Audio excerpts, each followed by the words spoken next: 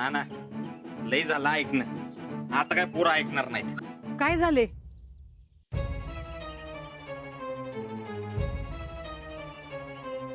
अहो तुमच्या नातवाने देवीचे दागिने चोरलेत. काय? होय, देवीचं दागिनं पॉलिश करायला दिलं होतं याला आणि चोरीला गेलं म्हणून सांगतोय आम्हाला. आणि आम्ही घराची झडती घेतली तर अजिंक्यच्या पेटी सापडल्या दागिने. अरे बघताय काय, सरळ पोलीस स्टेशनला नाही आला. होय, होय, पोलिसांच्या ताब्यात दिलं पाहिजे याला. पोलिसांना घेऊन गेला पाहिजे. चला, चला, चला. थांबा. कोणत्या दागिन्याचं म्हणताय तुम्ही? हे बघा, हे दागिनं. हे दागिने होय, मीच बाजूला काढून ठेवलं होतं.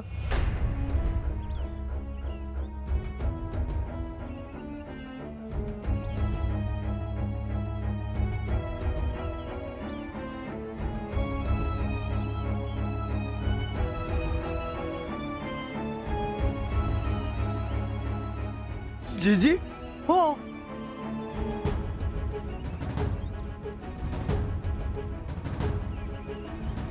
आज आमचा आहे धांदरट. तो मला वाटलं कुठे इकडं तिकडं काय हरवलं, काय झालं तर केवढ्याला पडेल म्हणून मी सांभाळून ठेवलं होतं.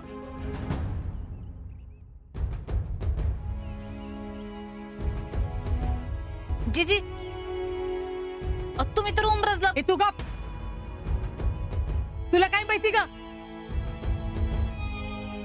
पोरानो, अरे मीच दागिनं बाजूला काढून ठेवलं होतं, मला माफ करा.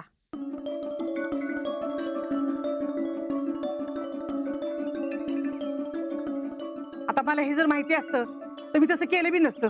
काय जीजी, आधीच सांगून जायचं ना. उगाच आम्ही आज्याला बोललो.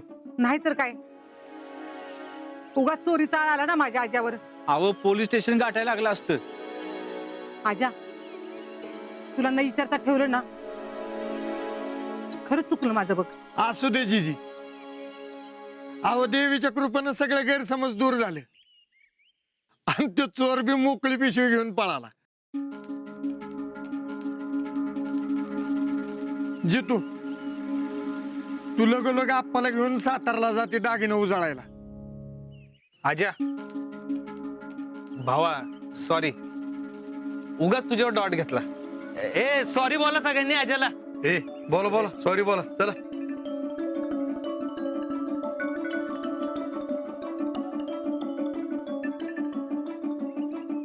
चला बापू.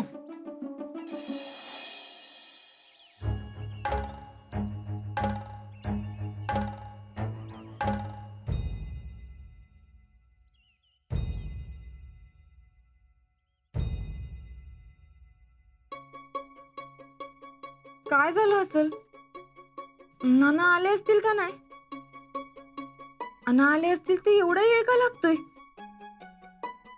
आज्याला फोन करायचा म्हणलं तरी अवघड आहे. जाऊन बघून यायला पाहिजे.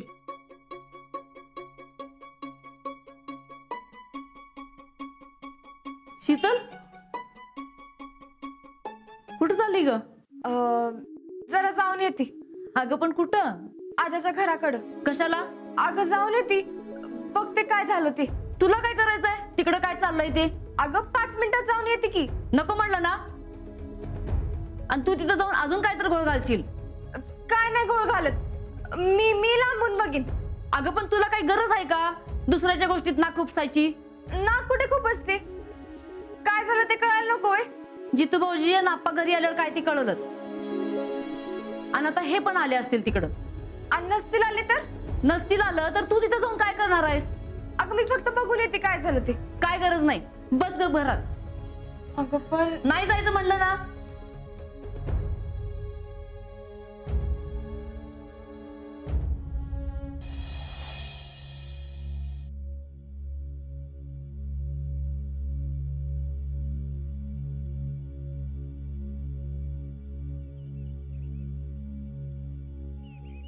जीजे, अगं बरं झालं दागिने काढून ठेवलंस.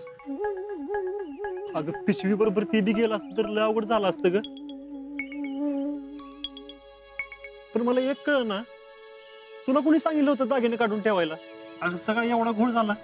अगं पोलीस केस झाले तर भरतीचं काय झालं असतं माझ्या? आजा, मी दागिने काढून ठेवलंच नाहीत. काय होय,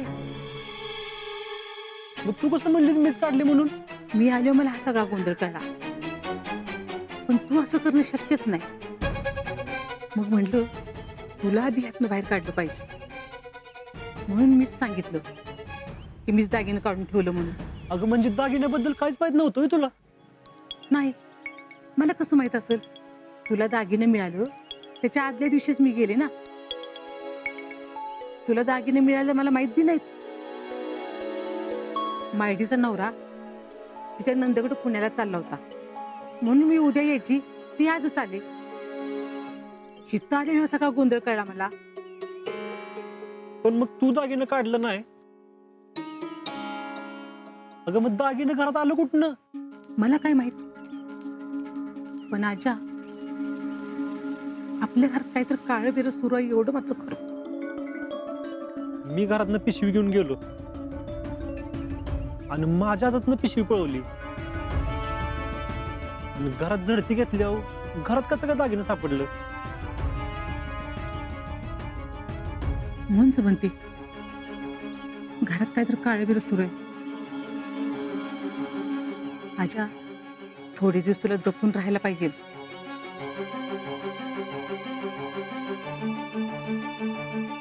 माझ्या विरुद्ध असं करून कोणाला काय मिळणार आहे? मला तर वाटतं ते पुष्पीच कारस्थान असलं पाहिजे. हे काय बी बोलू नको. मग आम्ही स्वतः माझ्या बाजूने उभी होती, त्या कधीच माझ्याशी असं वाईट वागणार नाहीत आणि त्या अजिबात असं करणार नाहीत. मग कोण का करते माहित नाही, पण आजा तू जपून राहा. मी काय म्हणते, तुझं भरतीचं काम होतं चुलतीकडे खटावलं जा, नाहीतर उमरतलं जा. नाही नाही, माझ्याकडनं चुकून ठेवले गेले असतील किंवा असंच काहीतरी झालं असेल. आजा तू लय भोळायस बघ.